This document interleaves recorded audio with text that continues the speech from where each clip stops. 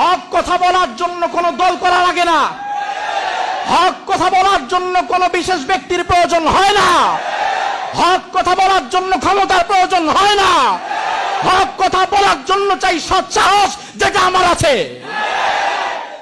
মসজিদ কমিটি এবং আপনাদেরকে বলবো, যদি কচু পাতার মতো টলমলে হন তাহলে আমাকে রাখার প্রয়োজন নাই। যদি আমাকে রাখতে চান তাহলে ওমরে ফারুকের মতো ইসলামের পক্ষে আপনাকে মজবুত ভূমিকায় আসতে হবে। এই মুনাফিকরা যখন দেখেছে, শোনেন, এই মুনাফিকরা যখন দেখেছে সাভার বাস স্ট্যান্ড মসজিদের চিত্র পাল্টে যাচ্ছে, যেখানে 12:30টা একটা হয়তো 2 তলা 3 তলা ভরতো না, সেখানে 12:30টার মধ্যে দূর দূরান্ত থেকে মানুষ এসে মসজিদের 2 তলা ভরে যাচ্ছে, 11টা থেকে মানুষ মসজিদে ঢোকা শুরু করছে। তো ইয়াহিয়া তাকে যদি এইভাবে কথা বলে আর থাকতে পারে, তাহলে হয়তো